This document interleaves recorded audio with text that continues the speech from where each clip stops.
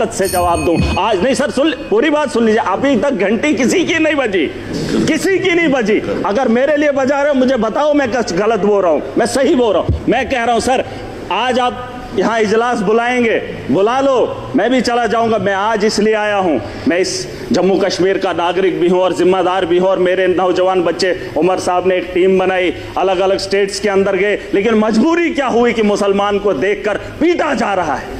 मैं इसलिए यहां पर आया हूं। मैं मुंबई नहीं गया, मैं महाराष्ट्र नहीं गया, मैं गुजरात नहीं गया अपने उन बच्चों को देखने के लिए जो यहां से हमारे बाहर पढ़ने के लिए जा रहे हैं। लेकिन मैं उमर साहब का फिर भी शुक्र है, वो तभी लगा है क्योंकि वो कुर्सी से गिरकर उसके 7 बजी है।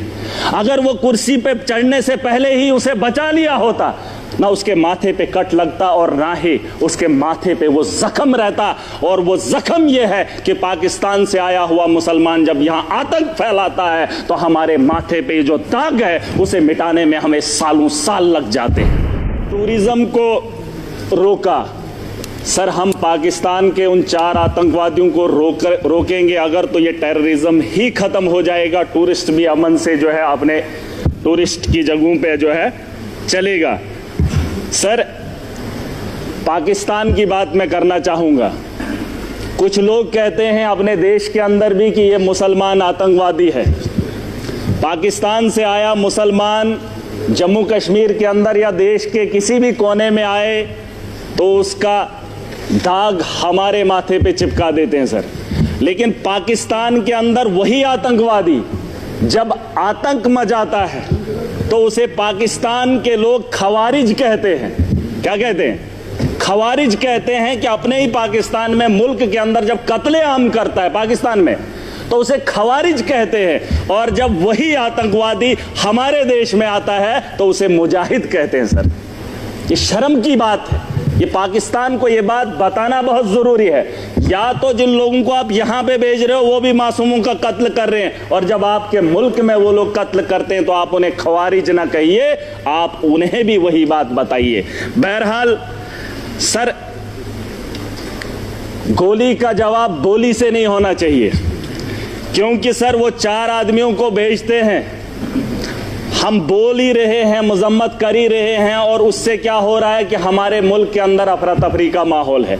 मुसलमान हिंदू के साथ लड़ रहा है। उन्होंने जो नाम पूछा है, उन आतंकवादियों ने जो नाम पूछा, मुझे बताओ 4 आदमी आने के बाद हिंदुस्तान में अफरा तफरी कैसे फैलती। लेकिन वो अपने मंसूबे में कामयाब हैं, वो दिमाग से इस खेल को खेल रहे हैं सर। मुसलमान पूछकर हिंदू को मार रहा है।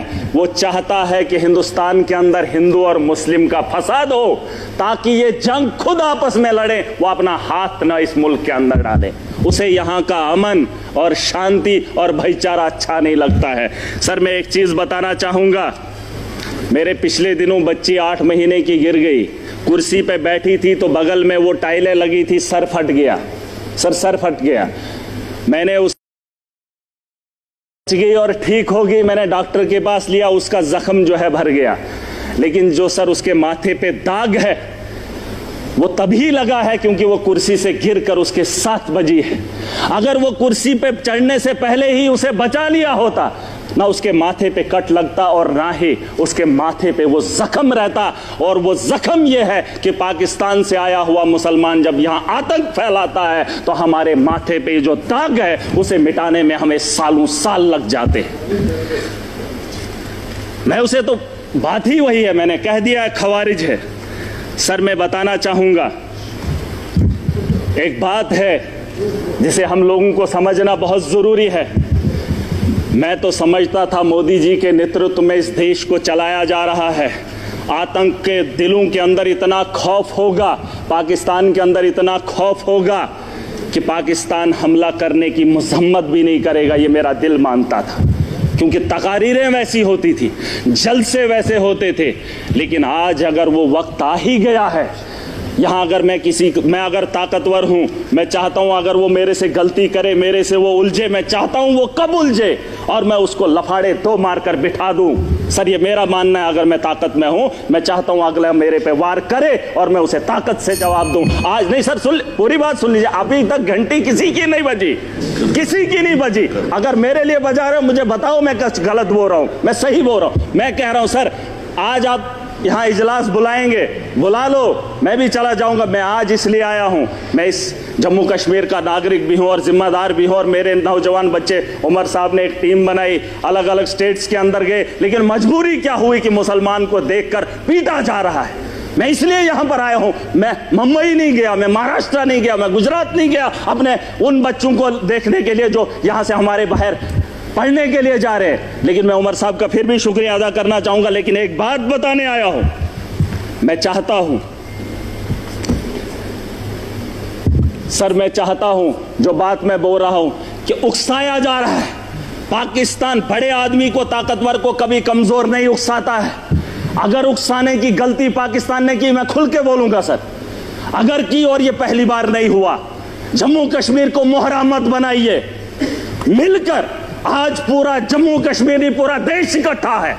जवाब देने का वक्त आ गया है। ताकत का जवाब ताकत से देंगे, गोली का जवाब गोली से देंगे, तब जाके अमन और शांति की बहाली की उम्मीद कर सकता हूं सर। वरना आज ये हाउस चला, 22 तारीख का वो मातम, आज हम बात करेंगे, महीने के बाद फिर किसी जगह फिर कोई कातिलाना हमला करेगा, फिर हमारे बच्चों को जो है स्कूल जाने से रोका जाएगा, फिर हमारे घरों में बमबारी होगी, फिर मुसलमान को हकारत की निगाह से देखा जाएगा। आज मौका है, आज मौका है, आज पूरा देश इकट्ठा है, मुसलमान साथ है। यहां उधमपुर में, पहलगाम के बाद उधमपुर में आतंकवादी हमला हुआ, एक मुसलमान ने गोली खाई। मैं चाहता हूं कि आप यहां पर यह दाग न लगाए, पाकिस्तान को मौका मत दें, मत दें। ये मेरा घर है, मुझे पाकिस्तान के वास्ता नहीं है। अगर देश का हिंदू ये कह रहा है कि मुसलमान आतंकवादी है, तो फिर पूछना चाहता हूं, भारत को छोड़कर अमेरिका लोग क्यों जा रहे हैं, कनाडा क्यों जा रहे हैं? और आपको लगता है महराज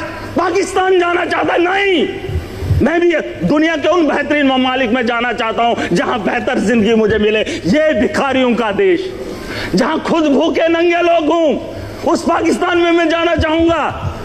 ये दाग खत्म कर दीजिए, ये सोच खत्म कर दीजिए। मैं एक लोकतंत्र मुल्क में रह रहा हूं, जमहूरियत का मुल्क है, यहां आजादी है, मेरे जैसे इंसान को बोलने का अधिकार है। अरे पाकिस्तान में हालात देखकर इंसान को घिन आती है, लेकिन ये दाग मैं नहीं ले सकता। मैं अपने दोस्त को देश के कोने में पिटते हुए नहीं देख सकता, हिंदू और मुसलमान के साथ लड़ते हुए नहीं देख सकता। पाकिस्तान 4 आदमियों को भेजकर देश का माहौल गंदा कर रहा है और हम उसका हिस्सा बन रहे हैं। सबसे बड़ी बेवकूफ़ी इसी की बात की है। और मैं चाहता हूं सर, मैं चाहता हूं आखिरी बार, सियासत नहीं है, बस दुख है। अगर ये मामला होता ही नहीं तो हम अपनी अपनी कॉन्स्टिट्यूंसियों में काम कर रहे होते। तारगामी साहब ने बहुत अच्छी बात रखी सर। इस हाउस के अंदर जिन लोगों ने हाउस बुलाया है, वो किसको फरियाद लगाए, किसको? सर अगर हमारी सलाह लेनी है तो हमें बुला लीजिए, हम आपको बताएंगे, लेकिन आपको विश्वास करना पड़ेगा। अगर आप विश्वास नहीं करेंगे तो इस हाउस को चलाने से, चीखने से क्या बात बनेगी? वैसे तो डिबेट में पाकिस्तान के लोगों को भी बुलाकर बात कर ही लेते हैं। लेकिन जो पानी का मामला है सर, पानी का मामला रोकना ठीक है सर, लेकिन हम उसको उतना नहीं रोक पाएंगे। 4 दिन 1 महीना रोक सकते हैं, लेकिन अगर रुकेगा पानी तो हमारे लोगों को नुकसान होगा, और जब उसे छोड़ेंगे तो सैकड़ों किलोमीटर हमारे देश के लोग उससे नुकसान होंगे पहले, फिर उसके बाद पाकिस्तान को नुकसान होगा। उसके लिए कोई तैयारी करनी पड़ेगी। यह 20 साल का लिए मामला है सर। गोली का जवाब गोली से नहीं, गोली से देना पड़ेगा। अगर पाकिस्तान को रोकना, हम उनसे ज्यादा ताकत रखते हैं। आप, मैं नहीं कह रहा हूं जंग करें, मैं नहीं चाहता हूं कि पाकिस्तान और हिंदुस्तान जंग करे। मैं चाहता हूं कि हमला करें, हम उन पे अटैक करें, जंग नहीं, अटैक करें। अगर हम अटैक नहीं करेंगे, वो रोज 6 महीने, 1 महीने, 5 महीने, 10 महीने के बाद, सर परेशानी ये है कि मैं ऐसे मुल्क में रह रहा हूं जहां मैं परेशान हो रहा हूं। कोई भी परेशानी नहीं चाहता हो, मैं माजरत खा हूं। सर एक बात, मेरे यहां अगर कोई मर जाए गांव के अंदर तो मुझे वहां जाना है तो ताजियत में, मैंने अपने घर नहीं जाना है। मैंने उस घर में जाना है जहां पे मातम हुआ हो। पूछना चाहता हूं सर, अगर बैरून ममालिक का ये दौरा रद्द होता है तो फिर बिहार जाना जरूरी नहीं था, पहलगाम आना जरूरी था, उन लोगों से दर्द बांटना जरूरी था। सर ये मेरा एक दर्द है, दुख है जो मैं बयान कर रहा हूं। Thank you. Thank you. LOT